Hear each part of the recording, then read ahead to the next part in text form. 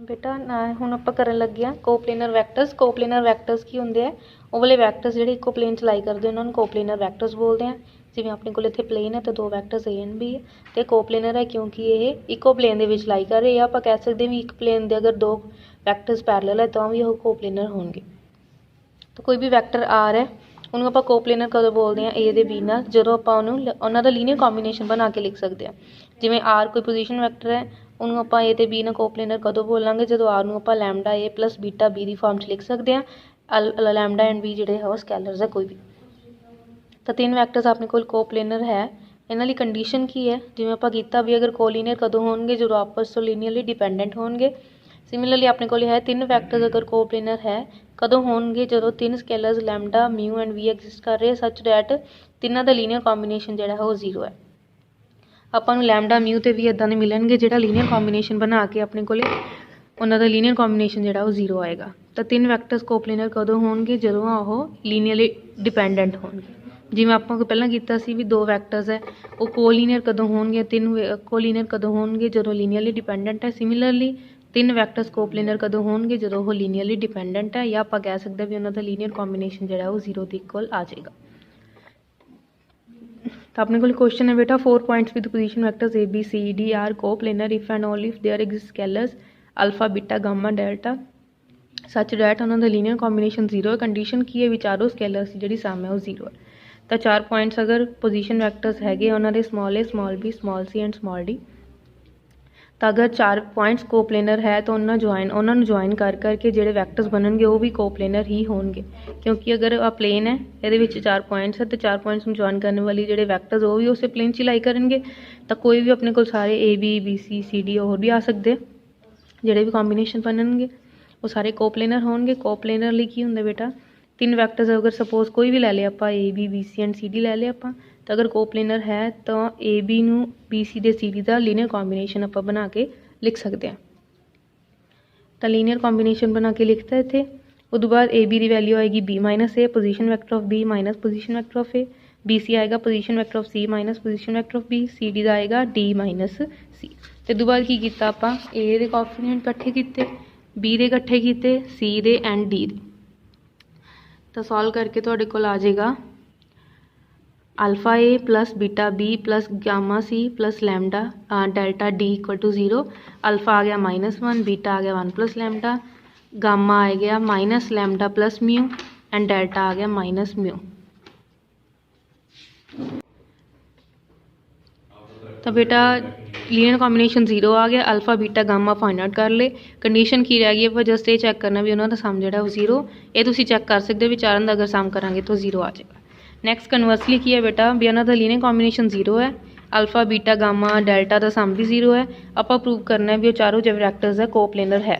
तो इतने आप जो रिवर्स जाना है ये कोप्लेनर कदों होंगे, जो चारों पॉइंट्स कोप्लेनर होंगे उदों होंगे जो इन्होंने चारों ज्वाइन करके जोड़े वैक्टर्स कोप्लेनर बननगे। ये कदों होगा जो कोई भी एक बाकी दोनों का लीनियर कॉम्बीनेशन बन जाएगा।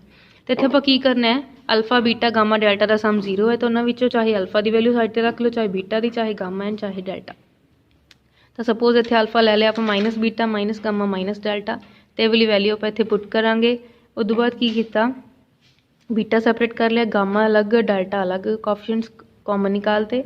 उस बाद की किया बेटा ए बी नू लिख लिया A C plus A D delta gamma upon beta, equation simplify करती। तो ए बी जोड़ा है ए सी तो ए डी का लीनियर कॉम्बीनेशन बन गया। डैट मीनस ये तीनों वैक्टर्स आपस कोप्लेनर हो गए। तीनों वैक्टर्स अगर कोप्लेनर है तो तीनों वैक्टर्स जो पॉइंट्स बनते वो भी कोप्लेनर ही आएंगे। नैक्सट है बेटा शो करना है भी तीनों वैक्टर्स जोड़े कोप्लेनर है। तो की करांगे पहले किसी भी एक नू बाकी दोनों का लीनियर कॉम्बीनेशन बना के लिखांगे। उस तो बाद ए अलग करता, बी अलग करते, सी दे अलग करते, लैफ्ट हैंड साइड तो राइट हैंड साइड तो तीनों स्कोप प्रूव करना बेटा। तो किसी भी एक नू बाकी दोनों का लीनियर कॉम्बीनेशन बना के लिखो। पहले वैक्टर नू alpha, second vector plus beta third vector. उस बाद की किया ए अलग बी अलग एंड सी अलग, लैफ्ट हैंड साइड तो राइट हैंड साइड के विचों ए दे वैक्टर्स कंपेयर करो, बी दे कोएफिशिएंट्स कंपेयर करो, सी दे कोएफिशिएंट्स कंपेयर करो। तो जो कंपेयर करोगे तो तुहाडे कोल तीन कंडीशनस आउणगियां।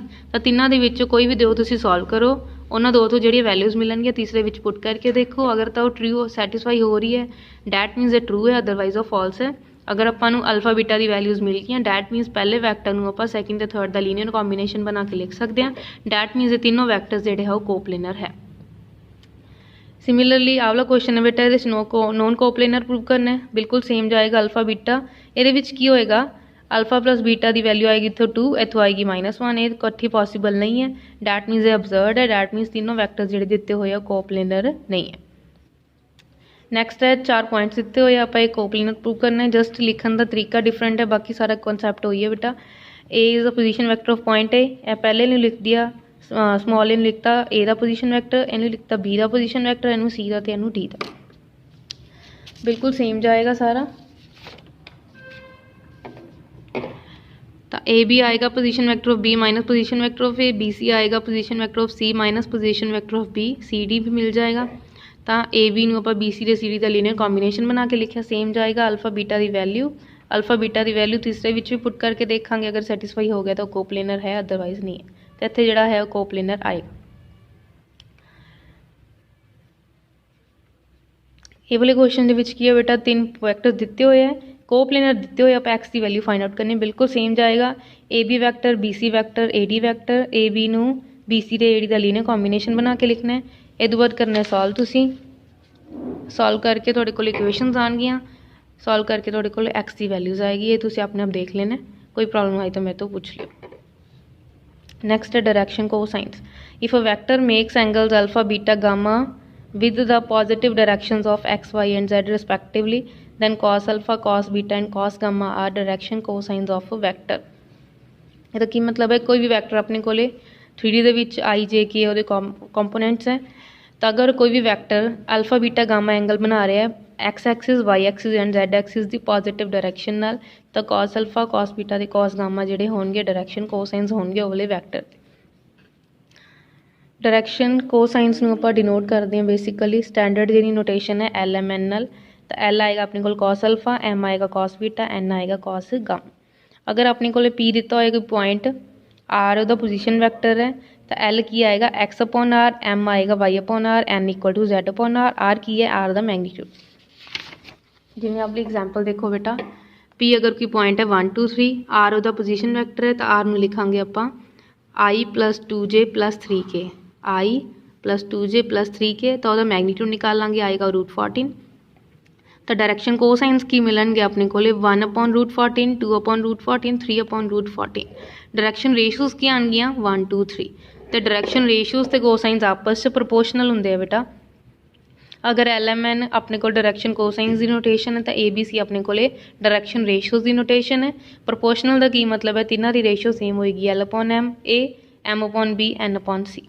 जिवें अपने को क्वेश्चन है, if a vector makes angles of 45 degree 60 degree with the positive direction of X axis and Y axis respectively, then find the angle which the vector makes with the Z axis. तो आप find out करना है ओ वाला angle जिहड़ा vector है Z axis नाल बना रहा है, सपोज ओ वाला एंगल है गामा। तो डायरैक्शन कोसाइंस की आएंगे cos 45, cos 60 and cos gamma. तो आपां की पता डायरैक्शन कोसाइंस है, तो उन्होंने एक प्रॉपर्टी होंगी है भी उन्हों का मैग्नीट्यूड जिहड़ा है वो 1 होंदा है। तो मैग्नीट्यूड 1 है, cos square gamma equal to -1 minus cos 45 की वैल्यू 1/√2, कॉस 60 की वैल्यू होंगी 1/2। सॉल्व करके थोड़े को 2 वैल्यूज़ आएगियाँ, अगर प्लस 1/2 है तो 60 डिग्री आएगा, अगर माइनस 1/2 है तो पाई माइनस 60 डिग्री आएगा। तो 60 या 120 जोड़ा है वो थोड़ा आंसर आ जाए। तो ये चीज़ ध्यान च रखनी है बेटा भी डायरैक्शन रेशियोज़ के कोसाइंस बेसिकली यही डिफरेंस है भी डायरैक्शन रेशियोज़ का मैग्नीट्यूड 1 नहीं हुंदा एंड डायरैक्शन कोसाइंस का मैग्नीट्यूड 1 हुंदा है। अगर डायरैक्शन रेशियोज़ अपने को मिल गई जिमें 1 2 3 इतने डायरैक्शन रेशियोज़ है, तो आप चैक करना भी डायरैक्शन कोसाइंस है कि नहीं, तो वह मैग्नीट्यूड फाइंड आउट करना। डायरैक्शन रेशियोज़ नूं अगर मैग्नीट्यूड डिवाइड कर दोगे तो थोड़े को डायरैक्शन कोसाइंस ही आएंगे, तो ऑटोमैटिकली यदा जो मैग्नीट्यूड है 1 ही आएगा। नैक्सट एक और क्वेश्चन है बेटा, डायरैक्शन कोसाइंस फाइंड आउट करने i plus 2j plus 3k vector दे। ए दिता है वैक्टर, सपोज उन्होंने नाम देता, मैग्नीट्यूड निकालिया, यूनिट वैक्टर अलॉन्ग ए निकालने लिए आप ये क्यों किया, क्योंकि आपू आई जे के दे कोएफिशिएंट चाहिए जेडे अपन डायरैक्शन कोसाइंस दें। तो यूनिट वैक्टर का की फॉर्मूला होंदा A upon magnitude of A, solve करके थोड़े को आ जाएगा 1/√14, 2 अपॉन √14, 3 अपॉन √14। तो अगर अपने को 2 पॉइंट्स दिते हुए ए एंड बी 1 2 -3, बी दिता है -1 -2 1, ਤਾਂ ਪਹਿਲਾਂ A B vector find out ਕਰਾਂਗੇ। b ਦਾ ਪੋਜੀਸ਼ਨ ਵੈਕਟਰ ਮਾਈਨਸ a ਦਾ position vector -1 i -2 j 1 -3 k। ਤਾਂ -2i -4j + 4k ਤੁਹਾਡੇ ਕੋਲ ਆਏਗਾ A B vector. Unit vector ਆਏਗਾ A B vector divided by A B ਦਾ ਮੈਗਨੀਟਿਊਡ। ਤਾਂ i j k ਦੇ ਜਿਹੜੇ ਕੋਐਫੀਸ਼ੀਐਂਟਸ ਆਉਣਗੇ ਤੁਹਾਨੂੰ ਡਾਇਰੈਕਸ਼ਨ ਕੋਸਾਈਨਸ ਦੇਣਗੇ। ਇੱਥੇ ਆਏਗਾ -2/6 -4/6 4/6 that means -1/3 -2/3 and 2/3। And direction ratios कितों मिल जाएंगे, तो इत्थों मिल जाएंगे -2 -4 एंड 4।